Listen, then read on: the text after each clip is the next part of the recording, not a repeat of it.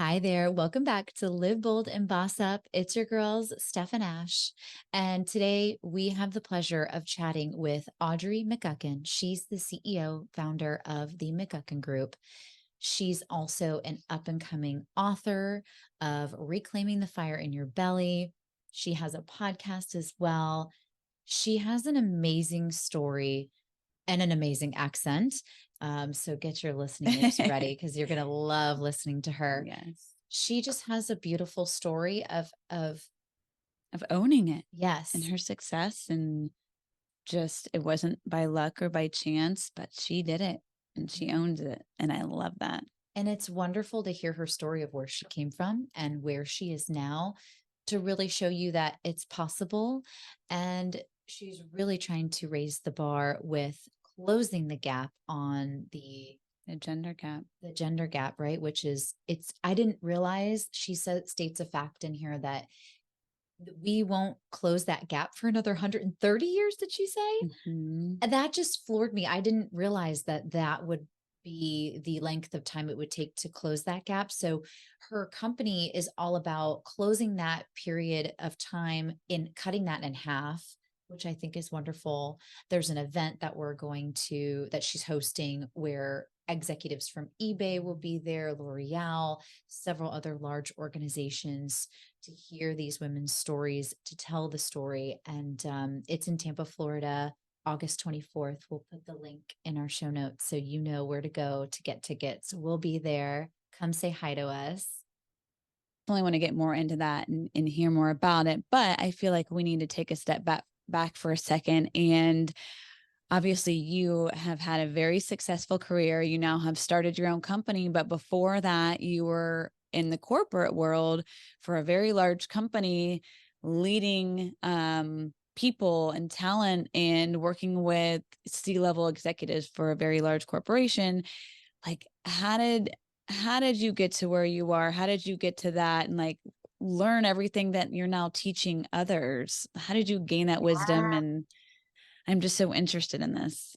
I love that question. And, what you've described, Stephanie, is where I was in a point in time, but that's not really my story. What really is my story is I grew up in Scotland in a small mining village where there was a very guttural use of language that outside of there is quite hard to understand. When I take my daughters back to my hometown and we're with my friends, they'll say, what are they saying? And so I grew up 16 years old. I left school and I went to work in a factory. And I was a blue collar worker for a number of years, working overtime and trying to buy a car. And I didn't really have any money, and just really on this wheel. But I always knew in my belly, and I always knew this wasn't where I was supposed to be. And so, I started preparing for my role at a C-suite level in a $30 billion company with responsibility for 250,000 employees early on in my career. One of the interesting things that we hear, Ashley and Stephanie, people, especially women, say is, I was kind of lucky. I was in the right place at the right time. And I used to say that, and I used to downplay it when I would go home to Scotland. But now I don't. Now I say I was preparing for that for years. I was preparing for that for decades. And I wasn't lucky. It was because of sheer hard work. It was because I was strategic about my career.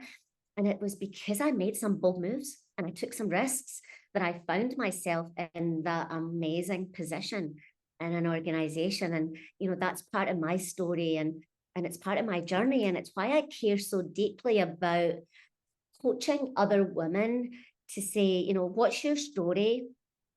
Where is your starting point? Where do you want to get to? And what might be getting in your way? And often it can be a mindset versus anything else. Mm-hmm.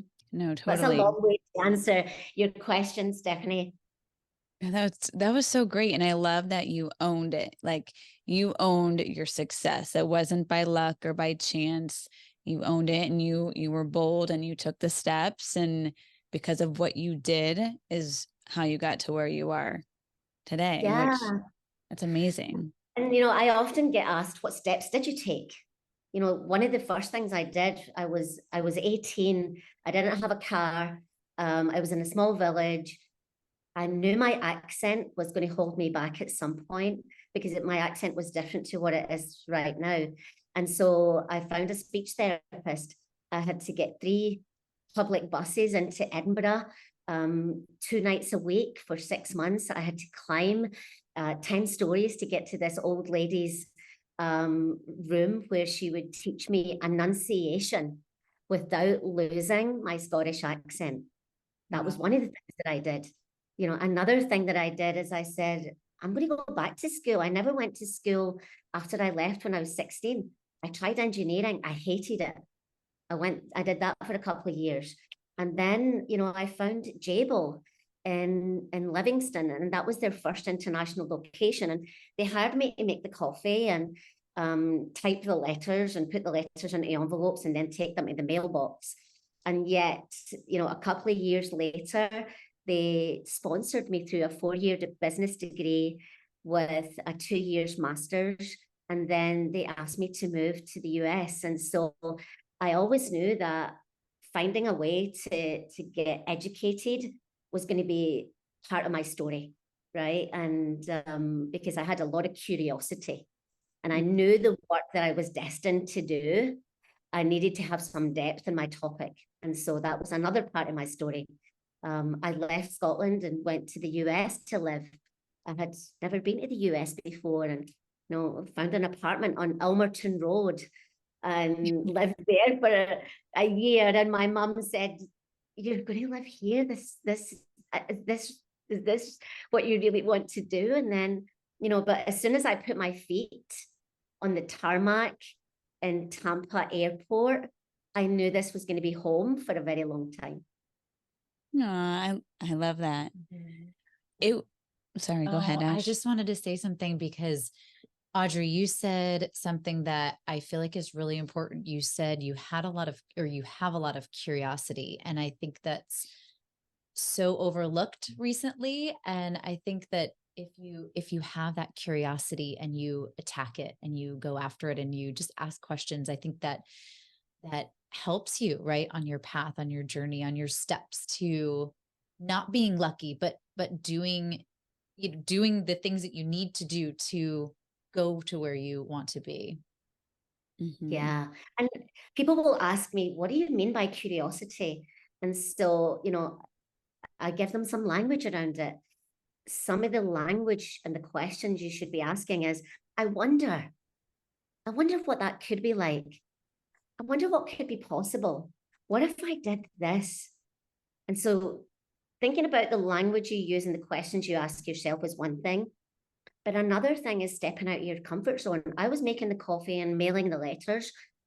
I also asked the chief people officer, can I sit in on your interviews that you're doing for external candidates? She said, why? I said, I just want to learn how you do it. You know, something else I did when I came to Florida is I was determined not to be a traditional HR leader. I wanted to be a strategic HR professional connected to the business. And so I said to the CFO, his name was Forbes, I said, can I go with you to the analyst meetings? I'll carry your bags. I'll do whatever it is. I just want to hear what the analysts are saying and how they value this company. And he said, sure. And so one of the other things I say to women leaders is, what is it time for now? Ask for what you need. And the answer is very unlikely to be no. And even if it is no, there's nothing lost. Right. Totally. I love that. That's such good advice for people. I feel like so many times it's like, well, that's not in my job description or that's not my responsibility.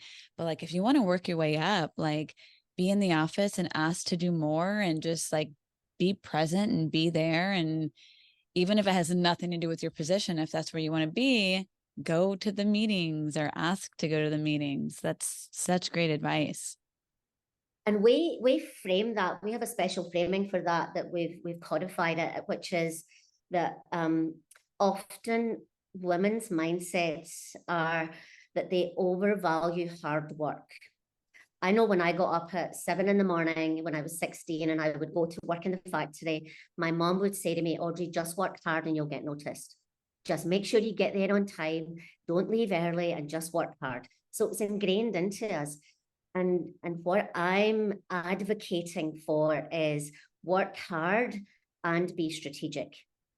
What that means is, yes, work hard, but lift your head up and say, where might the opportunities be? Don't raise your hand to take the notes in a meeting. Raise your hand to say, I want to be part of that project team that has high visibility and that's very complex. And that's what we mean by, women can sometimes overvalue hard work. Mm-hmm. Very true.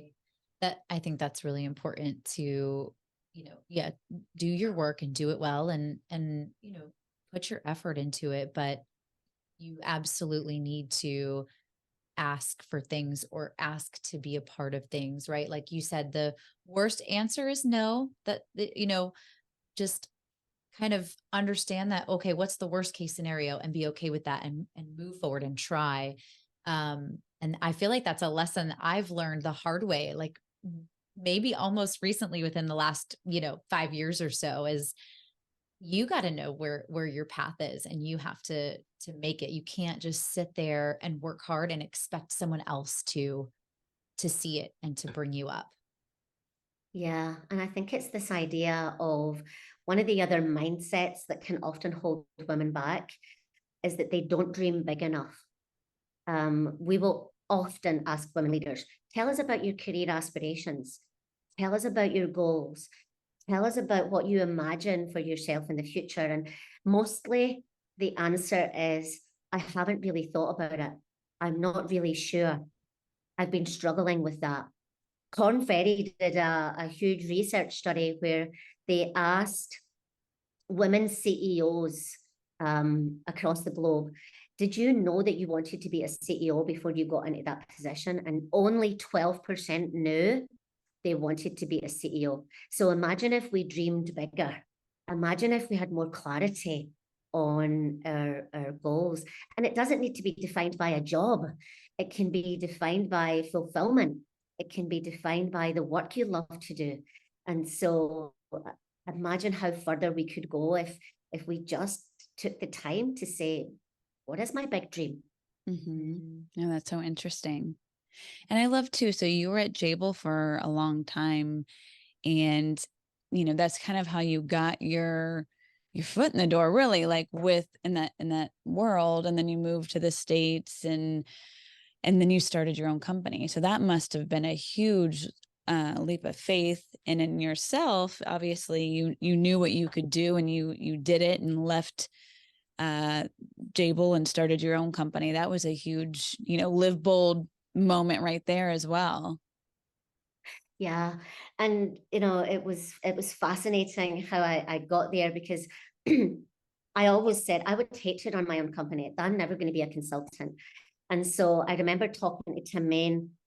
He was the chairman of the board at the time, and we were just talking about what might be some of my options and what might I think about doing. And he said, Audrey, one piece of advice I would give you is, don't take a local job that's only national in scope, and don't undersell yourself, because you will feel unfulfilled. What I see in you is you've got so much European experience. You've lived in Asia, and you have so much Asian experience that I really want to see you leverage that. And I had never really thought about that before, to be honest. And so one of the things I coach women leaders on is talk to people about your career aspirations, because they will help you imagine what you might not even have saw yet. And when Tim said that to me, I thought, wow, I really need to think about that. And then I spoke to one of the other board members, and she said, Audrey, you're telling me that you want to stay in St. Pete because your girls are in high school and you just came back from Asia. You're telling me you want to be your own boss. You're telling me you want to use your global experience. The answer is blindingly obvious. You need to start your own company. And I said, I would not even know how to do that. And she said, well, go to Office Depot, print a business card and just start pounding the pavement. And I said, okay, I'm going to try that. And so I did. And the first thing I did was I hired a business coach. I didn't have one purchase order. I didn't have one red cent. I didn't have any customers. I didn't have anything. But what I knew is I could go faster if I had a business coach. And so I hired the business coach. He helped me go faster. And then I created this big dream of, I'm not going to be a consultant. I'm going to be a CEO. I'm going to run a consulting practice. We're going to have hundreds of employees and we're going to serve clients across the globe. And at one point, we're going to be the first female unicorn coming out of St. Pete. And so, we started to build that really big dream. And the more people that were part of it, the more the dream expanded. It's amazing. That is amazing. And now you do business with really large organizations like Amazon and Intel and Red Hat and all kinds of great companies. Yeah. One of our newest organizations that we're most excited about is eBay. And so we're working with them, and they are actually bringing 30 of their women leaders into town for our summit. And so they're going to be joining us. Danielle is their chief talent officer at eBay, and she's going to be on a panel. But there's 30 of their women leaders who are coming, who are going to be part of our program. So we are pretty excited about that. That's awesome. Very awesome. exciting. And remind our listeners, when is your event? It's in August. It's here in Tampa. Yes, it's on the 24th of August. It's from 8:30 till 2:30. The theme is authenticity.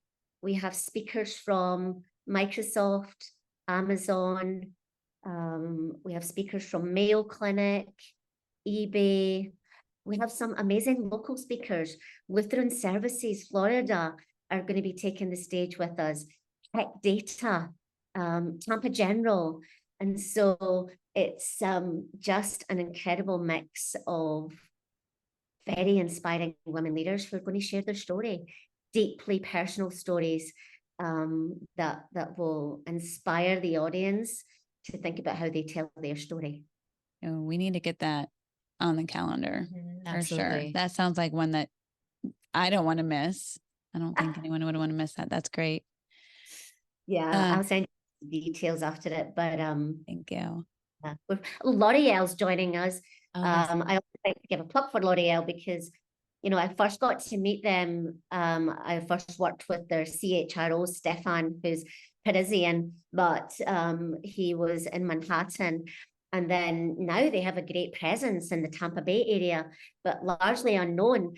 So their CHRO is going to take the stage, and then we're going to have a short panel with 3 women from L'Oreal who are going to talk about what is it like to work for an incredible organization like L'Oreal who really cares about their women leaders. So awesome. We're excited. So now I feel like you have these events and a book that's coming out. Like it keeps getting bigger and bigger. What's next? Like, what do you envision now? Our big dream is the World Economic Forum has told us it's going to take 132 years to close the gender gap. That's generational. Last year's statistics, that we shaved 1 year off it, big deal. Our mission is, how do we cut that in half? How do we cut that in half as fast as possible? And we don't do it by fixing the women. We do it by getting with the CEOs of these big multinational organizations and having them change the conditions inside of organizations. We do it with developing the managers who are managing women leaders to create space for them. And so a lot of people think we just develop women leaders. Actually, what we do is focus on closing the gender gap, which is very mission oriented for us. And so, we're just talking with a client that we haven't named yet. It's a large multinational, one of the largest multinational companies in the world, and they want us to help them close the gender gap in India. And so you imagine closing the gender gap, and then you imagine putting that cultural nuance on top of that, then it becomes really, you're changing the world. Totally. Then you're really changing the world. And so that's our big dream for women on their way. Oh, that's exciting. That is exciting. That's really hard when you have that culture issue piece on top of the gender. Yes, Yes. exactly. Yes. So I have a question is, you're such an influence to women and a lot of people now. Like, who was your main influence, or did you have a mentor, someone that influenced you growing up or even as an adult? Yeah, and I think it's evolved over time. I have some personal influences in my life. I was raised by my grandmother. The reason I was raised by my grandmother mostly during the day is because my mum worked in a factory. So one of my heroes is my mom, because, you know, she sacrificed a lot to go to work so that we could have a different life. Another one of my heroes is my grandmother.